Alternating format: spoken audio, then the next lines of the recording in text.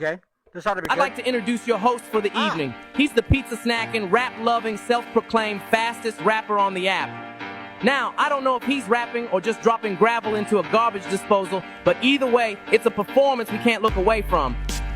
He's got more rhymes than Mother Goose, but uses a mic setup that's literally the worst tragedy humanity has seen since the captain of the Californian watched the Titanic sinking and thought, "Ooh, pretty fireworks." This man can rap faster than a cheetah chugging espresso, but he was probably late for his own birth. Hey. But seriously, you gotta respect the hustle.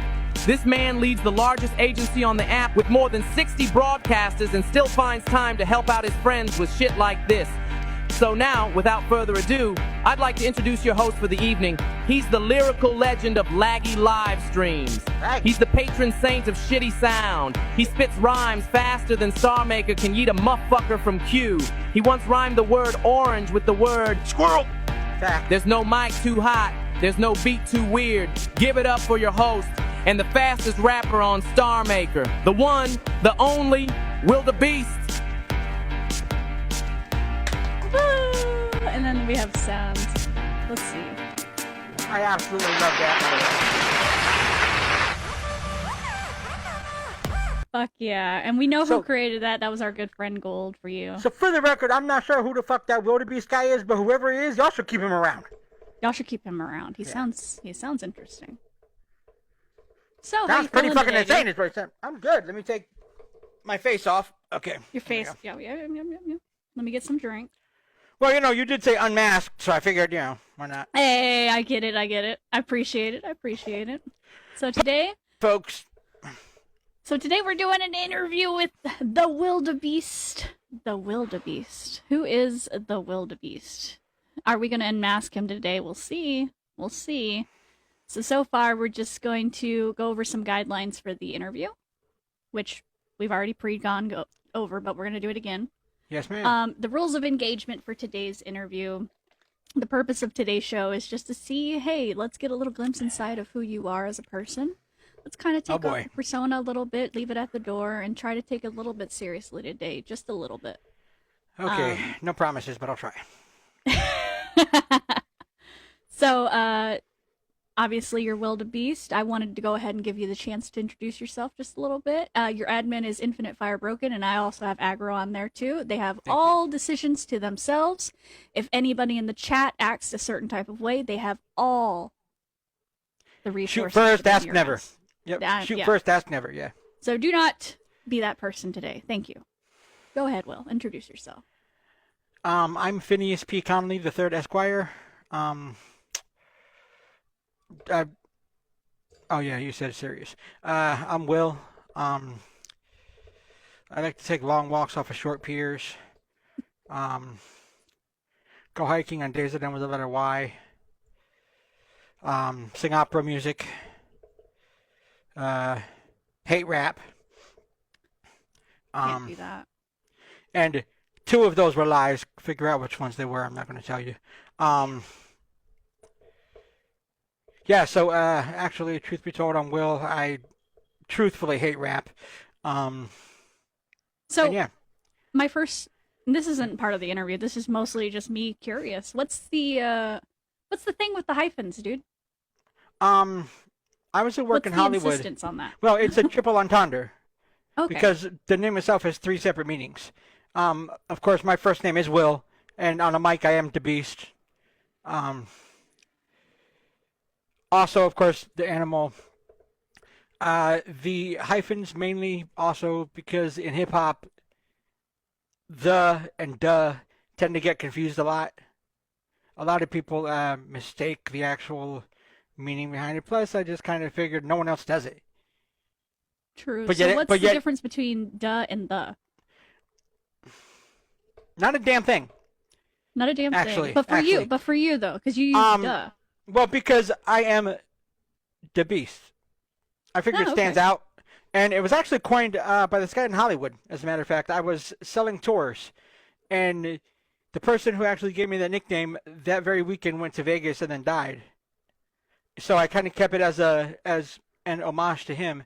And that was my stage name. When I did stand-up comedy out here in L.A., it became my stage name everywhere I went. and I just kind of kept it to to pay respect for him because he also had coined a few people's names who were pretty decent in the Hollywood scene out here. So I definitely did that. Kind of my way of keeping his memory alive. That's cool. I know we've had a lot of people over the past year alone just pass away on StarMaker, so I know how hard it is whenever you have somebody give you a name and then pass away. That is certainly an homage to him. Yeah, I outsold everyone on the block that week in tours, and then the night before he left, we were drinking at this pool hall, and he was like, "Will, man, you're just a beast," and it stuck. That's chill. What was his name? True. We called him True. Nice. Rest in peace, True, dude. Or else we wouldn't have wildebeest. In fact, I'd still be Willie G, which is what they call me back in Vegas. G. Oh, no. Willie G. Yeah, they're horrible, right? But yeah, that was what I was in Vegas when I was hosting karaoke as a kid and all that fun stuff. Going into bars where they're like, if someone looks like they're important, here's the back door. So, yeah. All right. So we're going to go ahead and ask you to verbally agree to being okay to be recorded for YouTube, if you don't mind. Yes, I am 100% fine with my audio and visual being recorded for YouTube or anything that you choose to do with its content whatsoever. Cool. All right. The lawyer said okay. I was talking to him the other day. His name is Sosumi Beach. He's from Hawaii. Oh, is that why he's messaging me right now? He's wondering why I'm not... Okay. Yes. I'm telling him right now that we're okay, we're live, and we're ready to go. Yes. Good. Sosumi Beach. That's his name. Yes. Yes, I got him. He's on my WhatsApp. Just making sure. Yep, good. Gotcha. All right, so I've curated me and my team have curated some of these questions specifically for my interview. So these are going to be some for you and some are general questions. There is a fly in here. Anyway, to be a fly on the wall, folks, huh? I'm telling you. Let's start simple, and then we'll kind of gear up. But these questions are not meant to trip you up. These questions are 17. Very in your face, very, answer them honestly. And without... I don't do anything not honestly. I mean... Okay, cool. Then really? We'll go ahead. Yeah. All right. Did you or do you, and we just talked about this off app, you just talked about True, but I want to know on app, did you or do you have someone that you consider or considered a mentor on StarMaker? Oh, of course. And who? Of course. Oh, you wanted to know who? Mike Vibes. And why? He was my first captain on here. One of the few very, very first conversations that he and I have had kind of always stuck with me when it comes to navigating this whole ocean of an app about the difference between fans and haters, the difference between super fans and super haters, how to keep pushing, really how to handle things from behind the scenes. When I was in his family, I was just coming out of the app, so problematic. Everything I did was like loud. I was out there. I was like, I'm the best, and fuck off if you think otherwise. And he would always, have to like put my fires out behind the scenes.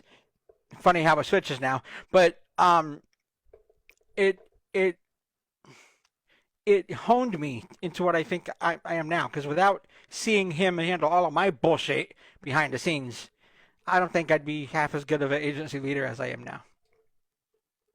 Hands down. You did mention that he kind of he explained to you how to separate the haters from the fans. How do you do that in a couple of words or less? How do you... Less than a couple words? So like, no. A hater and a super fan, there's one difference. The hater pays more for the album when it comes out.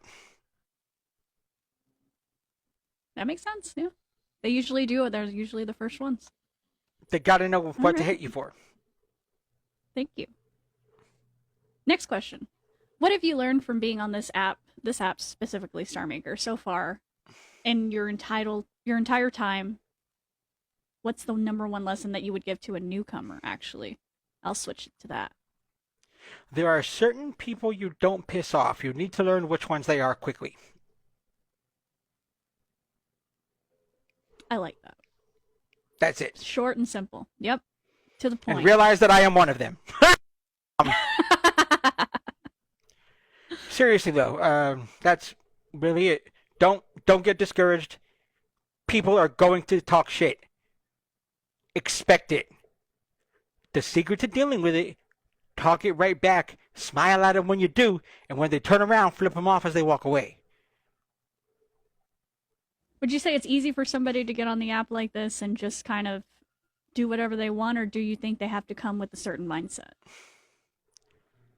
I think doing whatever you want when you come to an app like this is going to be problematic because there's going to be people that aren't going to want you to do what you want, regardless of what it is. Even if you're not really messing with people, there's going to be someone always trying to stop you. The better you are at something, the more people there are trying to stop you from doing it. That's the way that the world works. So I think everything is always good with a plan. Going with I came in with a plan. I wanted to be shock value. And when I first came to the app, I did. So I would say come with the plan. Don't come, well, obviously if you come unknowing, you're going to learn one way or the other really quickly. But sticking with a blueprint always works. Unless, of course, you're horrible at making blueprints, in which case we have some people here that are great at it for you. So right. Meet them. There's always somebody around on StarMaker to help you do whatever you can't do. 24 hours a day, 7 days a week, 392 days a year. This is correct. 392 days. Oh, wait. Yep. That's almost every day. All right. If you were trapped on a deserted island, what 3 real items would you want with you? A shotgun, a bullet, and a blow-up doll. Why? The bullet for the shotgun for the blow-up doll, the blow-up doll to represent my ex-wife. On a deserted island, okay. Yeah. Well, I'm deserted, so she's not there. But to remind you of your ex-wife, there's something there, dude. Okay, fine. A lamp with a genie. That way I can say I want to go back home. Nope, real items. A lamp with a genie. Have you seen the miracles I pulled off before? Come on. A boat without a hole in it. Like the one on my ex-wife said. Never mind. Yeah. So, let's do this again. Real this time. If you were trapped on a deserted island, what 3 real items would you want with you? See what you made me do? Hold on. A new phone, first of all. Technical difficulties, everybody. It's okay. Please follow Wildebeest. By the way, he's the leader of the oldest and most, actually, biggest broadcasting agency so far. Yep. By 3 times as big as anyone close. There you go. He's doing something right if he's still around. Okay, so honestly, shit, a cell phone to call the police, in case someone beats me. Oh wait, am I by myself on this island, or I'm by myself on this island, right? Yes. Okay. Do I own it? Sure. Because if I own it, it's a big island, obviously. So I'm gonna want a car to travel from one to the other. From one side to the other. A boat to travel through the arpeggio. Sorry, there's my book smart showing off. Arpeggio is a series of islands, in case you guys didn't know. And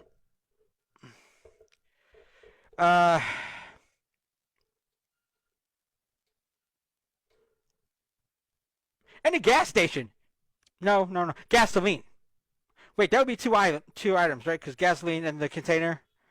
Am I ahead of myself here? How do you say that? Say that again. Arpeggio. Arpeggio. Archipelago? Yeah. See, I knew exactly what I was saying. It was wrong. But what I'm saying. Remember, be No, careful I with actually the clipping, because whenever you get too loud, you clip. When you get really loud like this into the mic. Sorry, I was looking for a hair clip. I thought you were talking about clips. I can give them e-clips if you want. Let's move on to the next question. Okay. Let's try to be a little bit serious. Those were serious, by the way. Those were actually serious answers. Okay. I don't know why you thought I was joking. I seriously would want the shotgun. You're standing in front of an all-knowing crystal ball that's guaranteed to be both honest and direct. If you could ask it one question, what would you ask it and why? Why the hell was I blessed with the same curse as this crystal ball?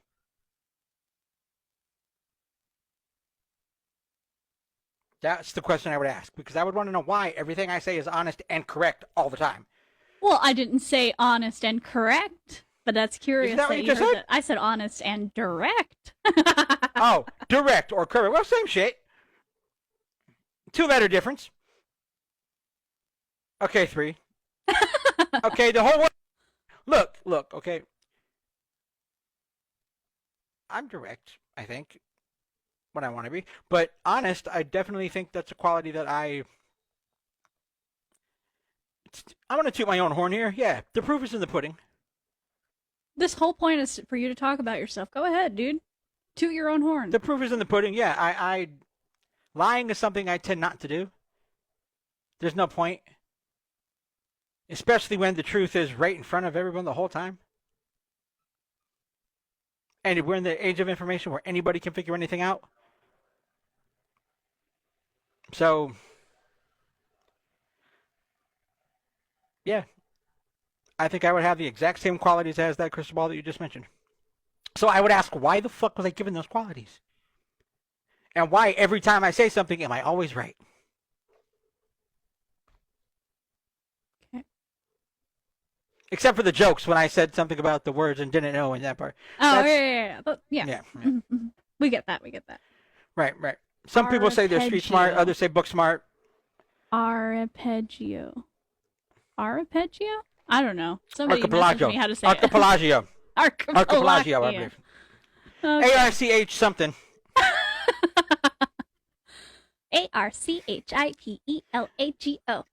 You guys act like I'm a lyrical wordsmith or some shit. Yes, you are. The next question. If you were on death row, not Death Row Records, I know what you mean. what would your last meal be? Pussy?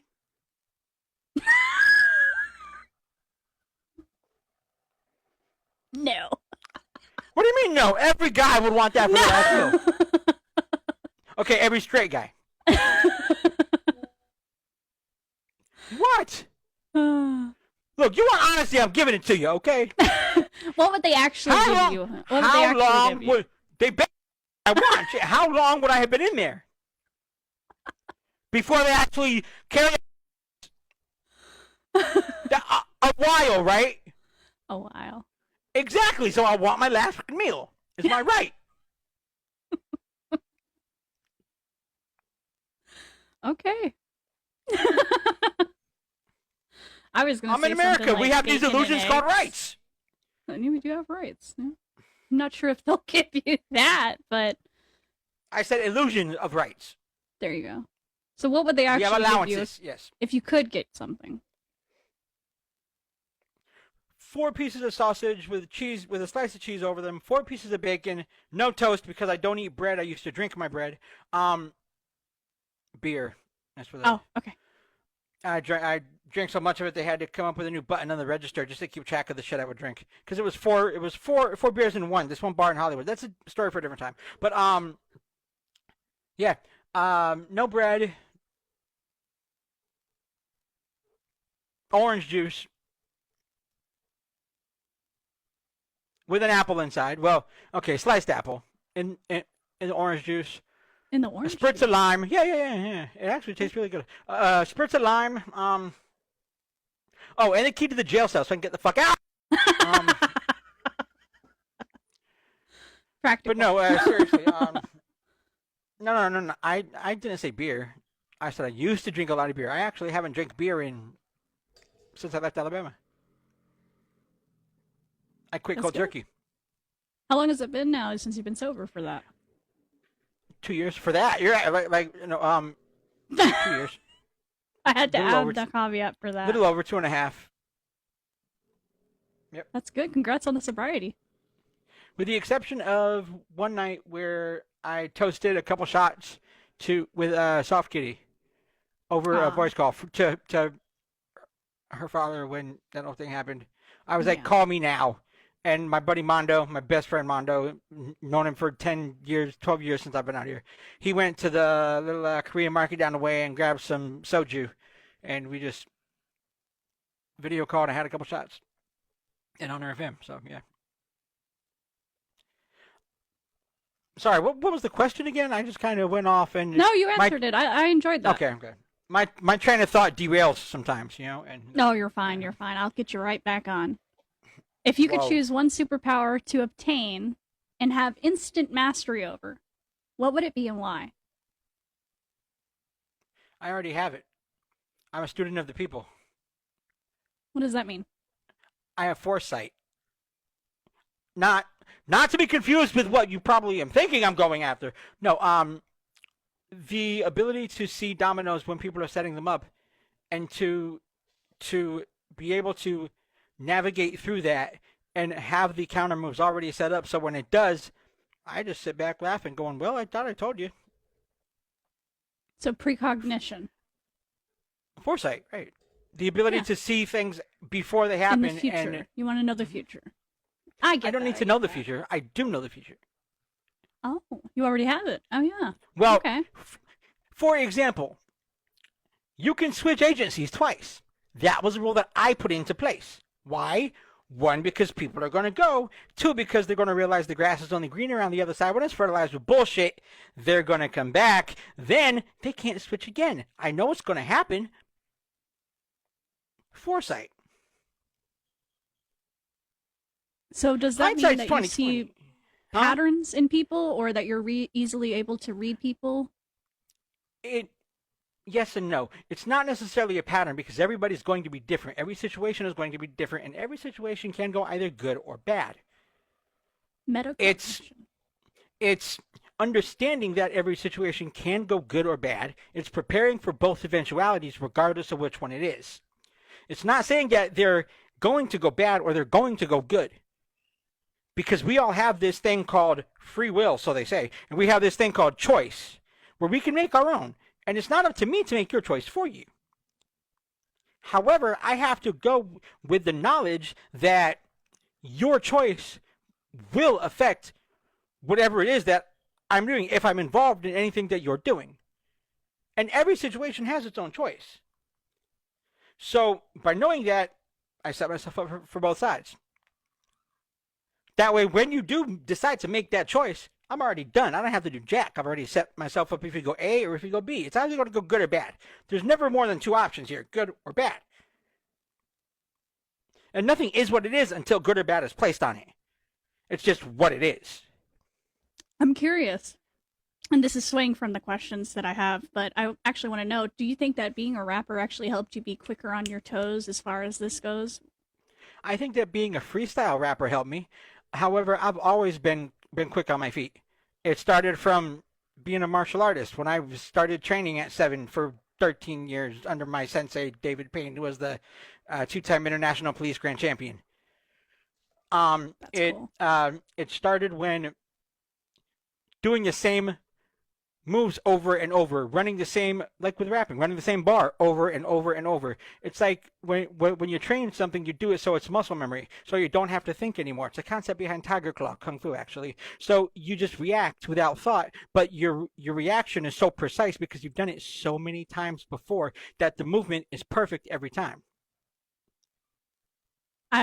The one thing I think of when whenever I say you're quick on your toes or quick on your feet is the little gif that we have of you when you're dancing next to the Michael Jackson parade. That happened after, actually. I found that out after it was put up on here, as a matter of fact. Yeah. Oh, wow. That one is iconic. You see that everywhere, pop up everywhere whenever you see your name. Or just see the gif. I don't know if anybody has the gif, or I don't have it. If you type in Wilda, W-I-L-L-D-A, swipe all the way to the end. They were doing a Michael Jackson parade in Hollywood, and no one knew how to do the dance to any of the songs that they were doing on the parade. And I was like, you're fucking kidding me, right? I just started work in Hollywood as a tour guide, handed my phone to my boss. I was maybe like working there for a week, 2 weeks or something. Handed my phone to him and said, watch this is going to be funny. Handed it to him, and sure enough, he recorded it. I haven't touched that Facebook in 2.5 years since. All of a sudden, it gets found on the Facebook, sent to another person who makes it a GIF, uploads it, and they tell me afterwards. Damn. Yeah, Were you upset? WILLODA. At first, because I was like, I don't fucking touch Facebook. Why is there? I forgot the video existed, to be honest with you. Well, because fuck Facebook. I mean, like seriously. Oh, yeah. I'm just gonna put that out there. Fuck Facebook. And you live in California, so that's a big stance. Right. Big stance. Big Fuck stance. MySpace. I mean Facebook. Look, I'm just gonna merge them all. We'll call it My Face You Twit. Question number 7.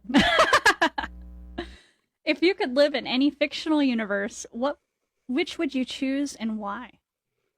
I already live in one. It's called The Matrix, and I'm here. Which pill did you take? DMT. No, it's red or blue. It doesn't matter. They both do the same shit. It's a tracker that'll track you wherever the fuck you go. Nowadays we don't need pills. We have things called phones. No, I would say if I had to live in any imaginary world, Cubert. Cubert.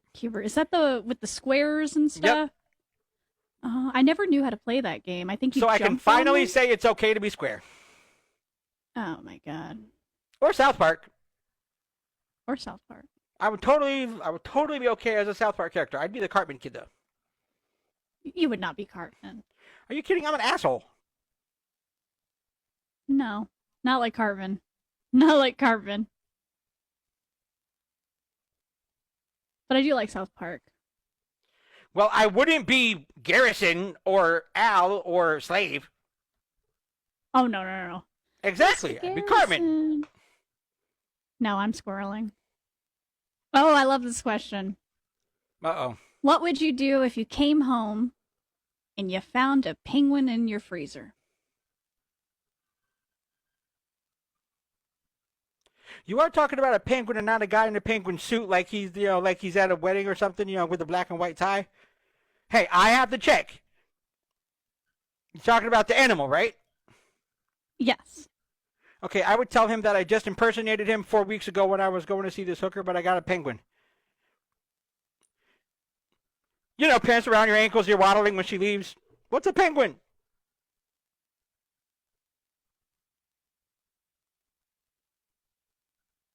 Have you ever seen Peter Pan? I've seen Peter's Pan. Not that movie. No. Okay, no, that's not what I was talking about. I've seen Peter with a pan during the pandemic. It feels like I was a Lost Boys. What can I say? That's what I'm saying. You feel like you come from the island of Lost Boys. I feel like I am from an island of something. Actually, I'm from the land time forgot. That's called Las Vegas. I was born there, so I tell people I'm from hell because its nickname is Sin City. Makes sense. But yeah, I started performing on stage young, so it was always the same show. What made it different was the crowd. The different crowds? But the show, same set from front to back. When you're on stage and you do a show for three or 5 days a week, and you're doing the same songs for each show, because people are, the tourists are paying to go see you. The difference is the tourists are different. So that makes it a different show, even though you're doing the same shit over and over and over. Just like, you're training a punch or you're training or whatever. It's the same always. So I called it the land time forgot because it was always the same shit. Did you ever have an interesting crowd? Oh, yeah. But not in Vegas. Not in... Well, actually, I was promoting nightclubs and strip clubs at the time, and by getting people limo rides for free to the strip club, them paying no cover charge to the strip club, and getting 2 drinks on the house. So I would call the club, and they would send a limo anywhere on the strip to pick up the groups. And I had cards that I'd hand out to the people on the strip, and when they were ready to go, they could call me, and I'd call the limo and pick it up. They'd pick them up. My biggest hit was 23 Asians. None of them spoke English. I could say hello in 22 languages. I would ask you to do that, but Hello, good day, bonjour, konnichiwa, annyeonghaseyo, wie geht's, Filipina ka ba, dirao, ciao kong, ciao ong, let's see, guten tag, bonjour, monsieur, well, I can sell you a tour in a few different languages too, but that's a different story. the fact that you still have those skills, though, do you ever think about going back to it? Of course, I would be an amazing tour guide. Was it fun? I loved it. I was like the star of a 2-hour show 3 and 4 times a day because I would go down Hollywood Boulevard, go to West Hollywood, show them the Sunset Boulevard, show them parts of Los Angeles, the Los Angeles County Museum of Art, and I'm on top of the bus with a microphone going, if you look to your left, there's this. If you look to your right, over here, there's Superman and the other Superman, and I'm trying to figure out which one of these is real. And while the 6-year-old on top of the bus is going crazy trying to figure out which one is real too, I'm going down to the bottom of the bus, change my shirt, come back up, and they're like, did you just change your shirt? And I go, I don't know what you were talking about. I was wearing this the whole damn time. I love that you've always been this sort of entertainer type personality. You're very easy to get along with and talk to when people actually talk to you instead of assuming things about you. And that happens a lot, actually. I guess I tend to give off this this very loud sense of everything is a joke, but at the end of the day, it's not. True. I can get very serious very quickly. And the joking and all of the nice and all of the pleasantries is because I choose to. Because I know what it's like when I don't. And when I'm not nice, when I stop being cool with people, when I stop joking, and that wrinkle in my forehead gets there, run. Oh. Because at that point, I'm done talking. And when I'm done talking, there's no fun left for me. And when there's no fun, there will not be fun left for you because now it's a chore. And I don't usually like doing things that I have to do. I do things because I love to do it. Someone's gonna catch hands. Basically. And I don't know if this is widely known or not, but I'm a 2nd-degree black belt. So, ooh, I did not know that. I trained in an art that's called Kijufu. It's a mixture of Kung Fu, Judo, and Brazilian Jiu-Jitsu. By the time I have. I've won tournaments growing up. My grandmother used to go to all my martial arts competitions. When I would go, she'd be the first one to get mad at someone when they punched me or some shit.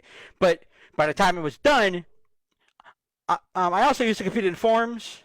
Weapons forms, which is katas. For those of you that don't know, forms are called a kata. My favorite weapons to actually perform with when I'm doing a form is kamas, which if you take the Grim Reaper's scythe, the long one, the long stick with the metal hook on the end. Well, can you tell me the art again? What was it? It was a mixture of what? Kijufu, Kung Fu, Judo, and Brazilian Jiu-Jitsu. My sensei himself was the founder. He was a 2-time international police grand champion by the name of David Payne. And I went to train under him at this sports complex called the StarMaker Sports Complex. It was in Vegas on the corner of Charleston and Mojave, which was right by 28th, which I grew up in the hood of Vegas, 28th Street. And thanks for taking me to derail that now. You're doing okay. Marijuana is great, guys. When you right, I was just asking you about the art of what you just said. Yeah. You so Kijufu, Can you get back to the main question? Because I completely drew a blank here. You are fine. Let's go to the next question. All right. Or that. Which dinosaur do you identify with? Definitely not T-Rex because my arms aren't short. Oh, wait, yes, hands. That's right. So see how I just brought that back? So yeah, because when I'm done, it's a wrap. And I'll butterfly kick the... Oh, yeah, so comma. So if you take the Grim Reaper's scythe, his long one, shorten the pole, keep the blade, put a loop of rope around your wrists so you can spin it. Oh. That's called a comma. So it's a shorter pole with the hook of the blade. Kama, comma.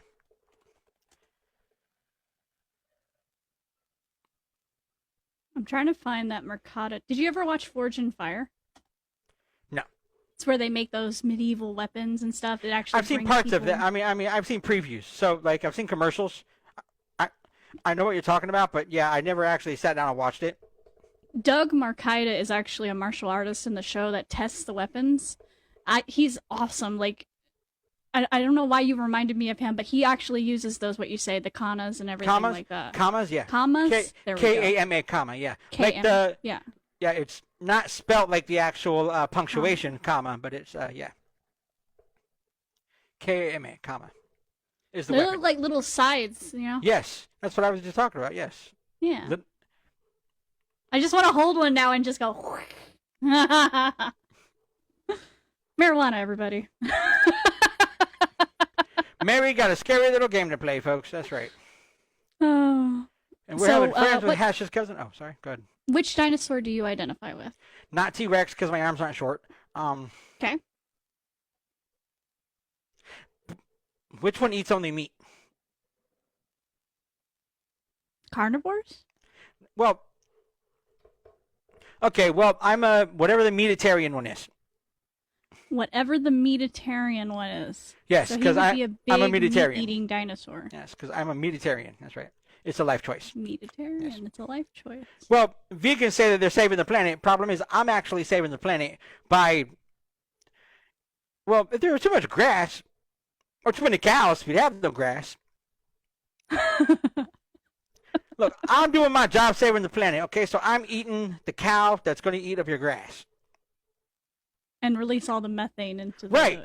Right. Yeah, see, so yeah, I'm meatitarian. Meatitarian, got it.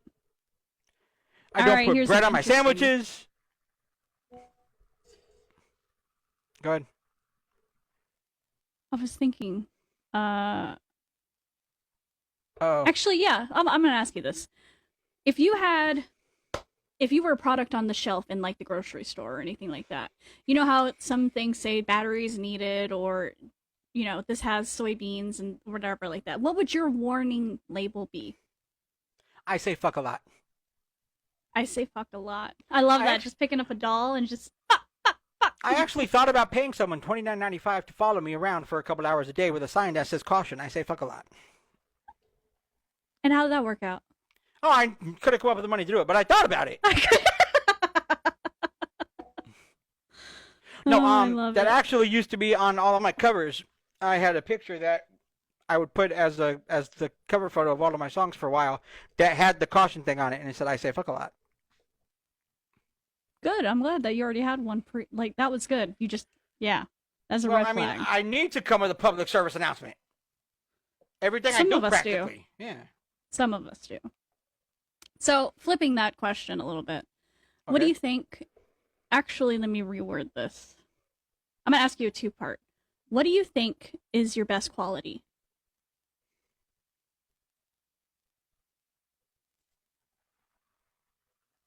My combination of street smarts and book smarts. Why? Because I don't just look smart. So the next question is, what would other people say about you that is your best quality? Funny. I'm a comedian. I can take almost any situation and make you laugh from it. Humorous. I like that. Yeah, that would be in one word, yes, but, you know. Of course. So do you believe that there is such a thing as a truly selfless act? Yes. Explain. I believe that you're never supposed to do anything for anyone else with expectation of getting anything back. For two reasons. One, that way if you do, you're happy about it.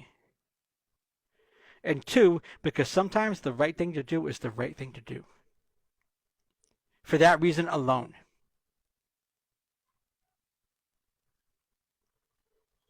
There is a such thing as a selfless act.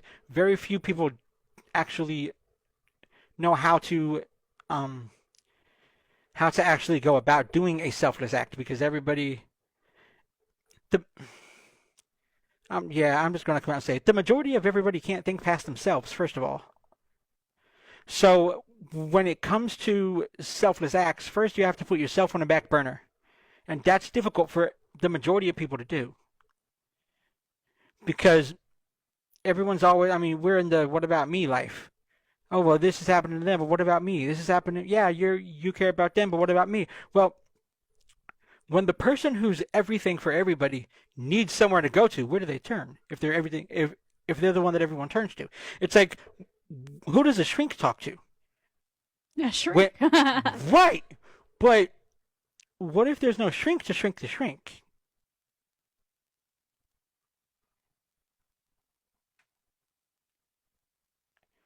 Have you ever heard the song Uninvited by Alanis Morissette? Yes, I actually have a copy of the dark version of it that I've covered. Oh, that's pretty cool. There's a part in there that recently clicked in my head where it was like shepherd meet shepherd, and it kind of realized that there are people out there who are meant to follow, and there are people out there who are meant to lead. But what happens when the people? Well, I don't like saying that. No, but it's the term that's widely. It's the pejorative term that's widely used to, yeah, and it's because they need to be led. Yeah, sometimes. Look, you have to know something's good before it's good. You're right, though. The music industry's done it for years. Think about it. The song Bananas. This shit is bananas. Bananas. They have to tell you it's good before you realize it's good. Or like, oh, I think they like me. Same shit. Oh, I think they like me. That dude was a horrible fucking rapper. But because he said he was good on the track, everyone loved him. I still hate his butt point. If you polish a turd, you basically can make a golden turd, is what you're saying? I'm saying it's all about perception. I can shift someone's perception. Look, I'll sell snow to an Eskimo and sunglasses to a fucking blind man, and he'll come back and buy some more, okay, by the time I'm done. That's just how it's going to work. It's a matter of perception. Everything's perception. Good or bad isn't put on anything until it's put on it. Then it becomes good or bad. Otherwise, it just is what it is. It is what it is. I hate that.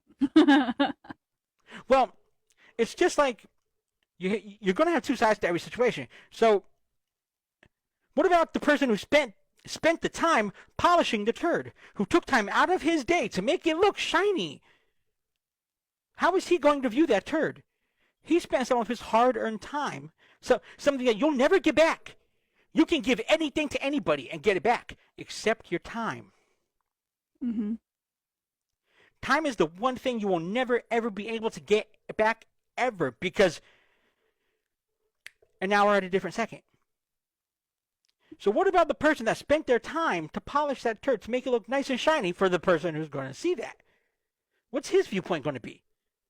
On one side of one, you're going to have the other side of the other. You can't have one without the equal and opposite. So what might be crap to you,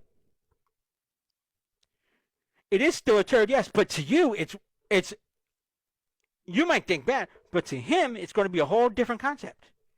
That's like if I help somebody out of a situation, I have to realize that helping that one person is going to piss off somebody else because they're on the other side of that situation. Is that going to stop me from being selfless and helping them? No, I'm still going to do it. But I know I'm going to piss off somebody on the other side of this. So, every action has a reaction, obviously. Now, to that person on the other side of this, I'm the bad guy. But to the person I'm helping, I'm not. Good That's or one bad, of life's truths, though, is everybody always needs a bad guy. Good and bad can be the same person, and the only difference will be two people's perceptions of a situation. But it doesn't change the situation from being what it is.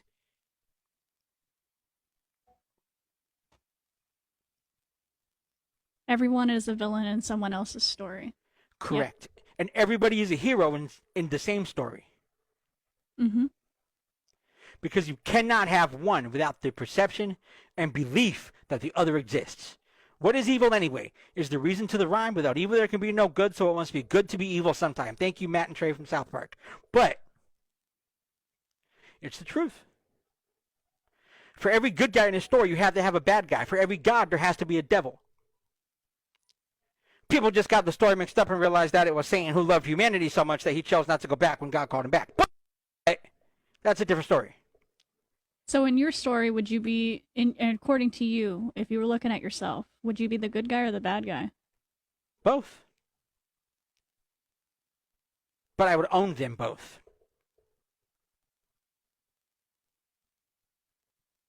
Willingly.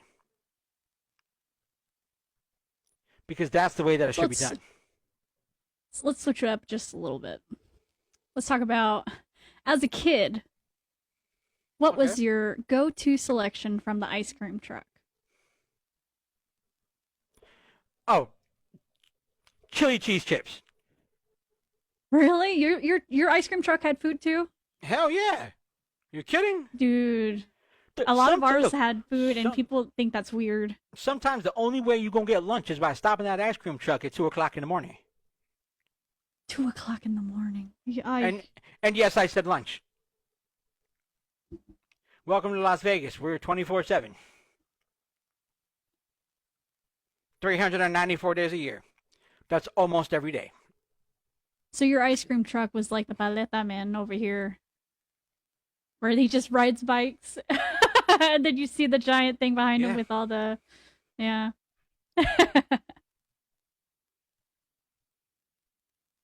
I am not sure. Oh, okay. We're good. I had a technological error. There we go. So, what was a situation in your past where you realized, oh shit, I'm the asshole here? I never realized after the fact. I knew, and I'm not saying that I wasn't. I'm saying I knew going into it that I was going to have to be. Oh. So that precognition thing you have. I was, foresight, yeah. I was in, Foresight. I was in junior high. And this girl I liked, we were all at the quad, and this guy smacked her on the ass and called her a bitch. Now, I warned him. By the way, I should preempt this by saying my mother was at the school more often than I was. She also worked for the school system as one of their staff. That was, some of you on here have met my mom, so when I'm saying this, you ask her. She'll actually tell you the story too from her perspective to verify that I'm not lying. Now, when I saw that happen, I warned him. Said, if I catch you doing it again, I'm going to beat the ever-living dog shit out of you, and I'm not going to stop. No sooner did I turn around to walk away, and he did it again. He smacked her on the ass and called her a bitch. So I proceeded to beat the ever-living dog shit out of him. I saw red, and it took four of the staff to pull me up. Now, I'm in one corner of the principal's office while he's in the other. He's all battered and bruised, and I'm sitting there smiling because, My mom walks in, looks at me, looks at him, looks back at me, says, were you justified? I said, yep. She said, okay, looks like you get a vacation. So I knew I was going to be the asshole. On one hand, I was also defending her because you're not supposed to smack a woman in the ass and call her a bitch in front of everybody when you're in junior high school. But on the flip side of that, when I see red, I don't stop. And I'm sure, knowing of my personality, when I decide to go in on something, I go in.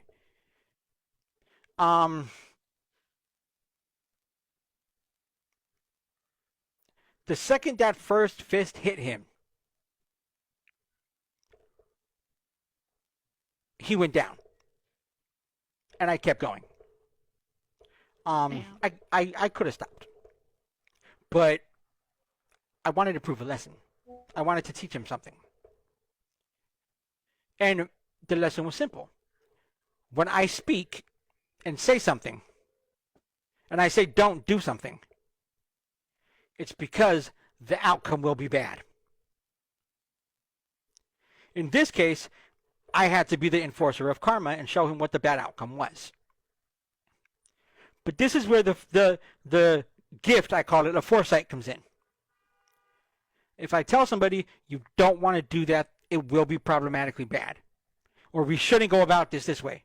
It's because I know what's going to happen, how it ends up. Listen to me.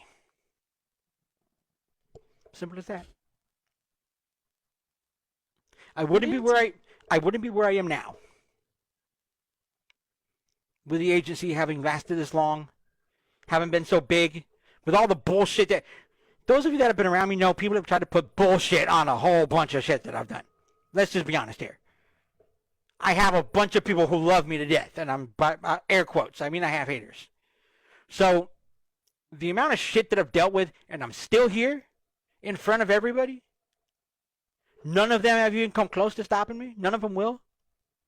Navigate everything through it. Foresight. If I'm taking my time to talk to somebody, I'll never get time back. Nobody will. That should mean something.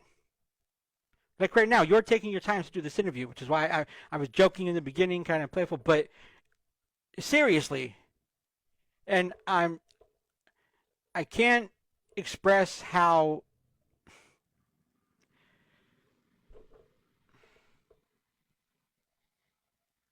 ecstatic I am that you actually took the time and wanted to have me as the first person to do this, because it's, well, flattering, first of all. But it allowed me to actually get a lot of shit out. Yeah, I joke. I say a lot of crazy shit sometimes. But at the end of the day, real talk, y'all see what I go through. I'm as transparent as Chris Angel's shit that he just walked through and everyone's trying to figure out how he got through that glass. You see the glass that I walk through on a regular basis. I don't hide it from people. So it's refreshing to be able to actually have somebody want to get my story and my history, because I tell people shit all day long, but never in a setting like this. Never do I have anyone try to draw it out. So thank you. It's no problem, dude. very humbling. I wanted to give you the opportunity to, talk about yourself a little bit and kind of relax in a controlled environment. So well, I guess my follow-up question would be, what is a situation that you thought you were right, but then you come to find out that you didn't have all the information, you were wrong, but you had already reacted? What's a situation that you've done that? I don't react without thought. Okay. There have been times where I have operated on a lack of information. However, even though I've operated on a lack of information, I've still done what, in my mind, was morally the thing to do. And I never pushed it to the point to where I wasn't able to retract or correct it if other information came to light.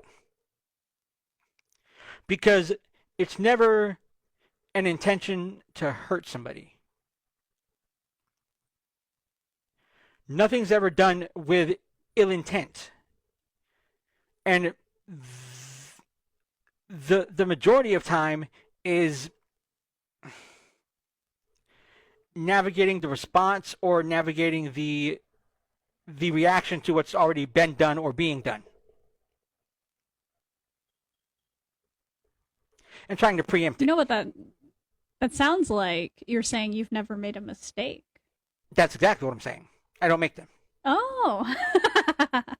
Look, if life is a game of chess, I checkmate in 3, and I'm playing chess in 3D.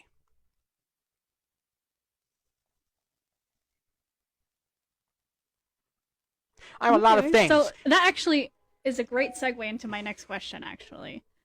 If you could broadcast to the entire world one message for 1 minute, what would it be? Wildebeest for the U.S. President 2036. Not kidding. Wait, is there an election 2036? I have no idea.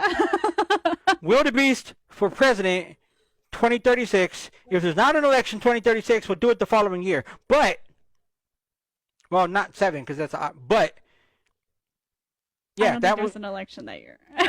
not 7, not. But my 1 minute broadcast would be my pitch for presidency. Okay, so what would you do as your first action as president if you were president?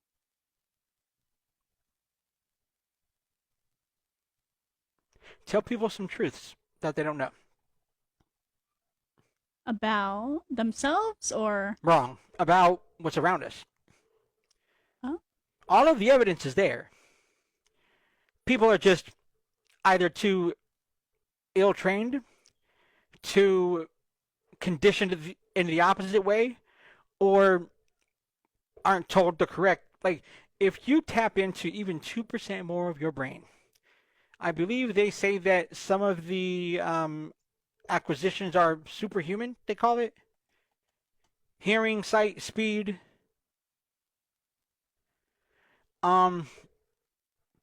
Almost Like that movie, right? Where telekinetic-like. she took the pill that kind of unlocked Almost, everything? yeah, almost DMT, folks. It's the death of the ego. I'm telling you. That's not a joke. Mike Tyson even said it and cried while he said it. The DMT is the death of the ego. Mike fucking Tyson. Okay. I You believe mentioned that. DMT like 3 times now. No, it's only because I took some before the. No, I'm kidding. I didn't. Oh, it would have worn off by now. No, yeah. It's like 5 seconds. You're in the hallway, and that's it. You're in a hallway. What Actually, does that mean? you only get the kaleidoscope vision for about 5 seconds. Once that happens, then you come out of it and you're fine. You're yeah. But they've done studies in England, and different people at different times have been able to draw what they saw when they go into the kaleidoscope world, and it's been the exact same like waiting room hallway, and they walk through and navigate it, and these pictures Oh yeah, are they're mapping almost out exactly the world. like yeah. I heard that some university is mapping out something. Yes, Of DMT. in the UK, they can they intravenous they through an IV keep you in the stasis for about 30 minutes, which is the longest that anyone's been in. Yeah, sorry, I'm getting off base here. I have a couple was more I? questions left, Yes, and then let's- we'll let's be go. done. All right. Do you believe the connections on StarMaker, the connections made on StarMaker, can be genuine? Why or why not? Of course, I believe the best and worst thing on this app are the people. Okay. Next The people question have is. go ahead. Go ahead. The people have the people- ability to make it however they want. They can make this good, they can make this bad. It's up to them. It's their choice. Remember, that's how we say about choice. People can choose to make it a great experience for other people, or they can choose not to. Either way, I have to realize that's your choice. Your choice is going to determine my environment, yes. But I can't make your choice for you. You have to make your own choice. Now, realize your choice will have consequences, one side or the other. So choose wisely, Saw victims. Thank you. That's all I'm saying. Choose wisely. Yes. Do you want to play a game? Okay. Anyway, what's a Yes, I societal do, but I have trend? a toilet paper. Sorry, what? What's a societal trend that you've noticed but you don't quite get, like flossing or 6'7" or, What the fuck is 6'7"? It's an internet trend that popped up when some basketball player did something. Oh, BLM. You don't understand BLM. Or no. I understand it. Or excuse me, protests. Let me You put it don't that way. understand protests? I understand them, but when there's 8 chants in one protest, and you don't even know what you're protesting about now, you're just jumping on the bandwagon because there's a protest on Tuesday, so you're trying to get your cause heard with all the other causes heard. And in reality, what does it change? Not a damn thing. More proof that it's illusion of freedoms or allowances. Yeah, sure, let them protest. Let them march all they want. Get as loud as they want, as long as they don't hurt anybody. It's not a big deal. Do we have to change anything? No, just let them do what they're going to do. Sleep out front of wherever they want to. Yeah, sure, put them in tents out front of City Hall for a while. If anyone gets anything, we'll just have, yeah, sure, let them do it. No problem. Do we really have to change it? No. Case in point, Trump's first presidency. He won. Days and days and days, nothing but endless streams of people. He was still president twice. I mean, like, did it change? No. So what's the point of them is what you're trying to say? No, I'm not saying what's the point of them. I'm saying, well, they're pointless. We know that. But if nothing changes, don't be that one white couple that's going to take a car to the rally, to get out with a sign, to take a picture while you're at the rally, to walk 4 feet back to the car and turn around and go home. I'll be that guy. Don't be that guy. If you're going to be on something and be about something, be about it. Don't half-ass it. And hypocritical children need to realize adults are speaking. And if you're going to bitch about something, like, for example, people bitched about Trump. I hope they send their stimulus money back. Out here, I saw more whites and Latino people with Black Lives Matter shirts on than I saw blacks. When the whole thing was going on. It's the truth. But yet, when a cop stops and asks me if I know why he pulled me over, my response is because I'm black. 2 more questions, and then we're done, and then I'll let you go. 17. All right. What would you do if you knew you couldn't fail? Fail? Couldn't fail? Mm-hmm. I already know Fail. I can't. Mm-hmm. So I already do it. I don't do anything that I feel that I'm going to fail at, because if you fear failure, you've already admitted to the possibility. And the final question, Will. Drum roll. What would people be surprised to know about you?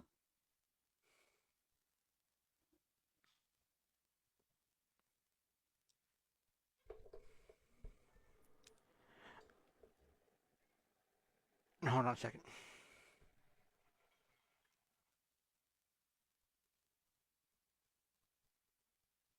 I absolutely fucking hate rap. No way. Today's Really? rap? Today's rap? Oh. All of them suck. All of them fucking suck. All of them suck. I mean, look. Let me put it like this. Name one good white rapper. Eminem. I said white. Eminem hasn't been white since he won against Trump. Oh, you're right. Ice Cube. Ice Cube's black. Oh. Name me one good white rapper. I can't think of one. Exactly. MGK.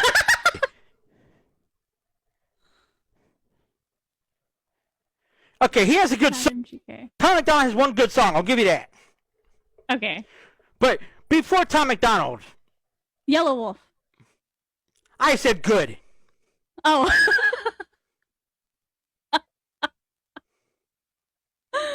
Yellow Wolf's okay. See? You can't.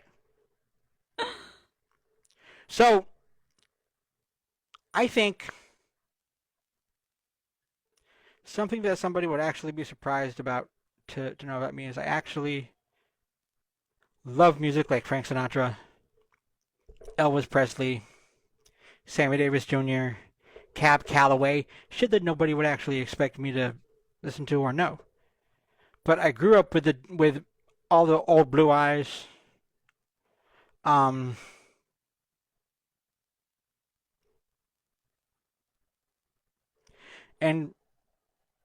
it's not just all fun and games. I actually do care about people. I don't patronize people. I don't blow smoke up your ass. You're not a chimney.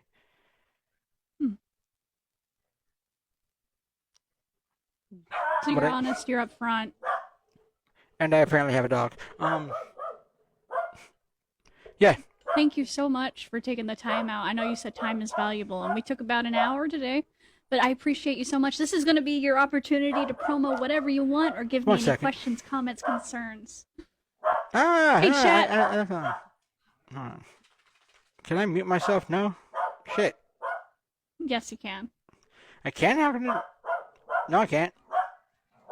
Oh, you can't. I don't know how to mute you. You're fine. It's just the dog. Will you please shut up? No one's in the hallway. Mom's dog, I swear. So there's a lot of stuff going Mr. on. Agency broadcaster. I want to say, wow. That's really it. Wow. Anytime you see With anything an exclamation amazing, point. yeah. It's meant to make you drop your jaw. And then I'll give you the rest of it to pick it up. Wow, yes! Look at all the broadcasters in the chat tonight. In all Without caps. you guys, wow with an exclamation. Without you guys, I wouldn't be where I'm at. So, it does take a village, and I've got one hell of one. And now for the real question is, who's your favorite broadcaster?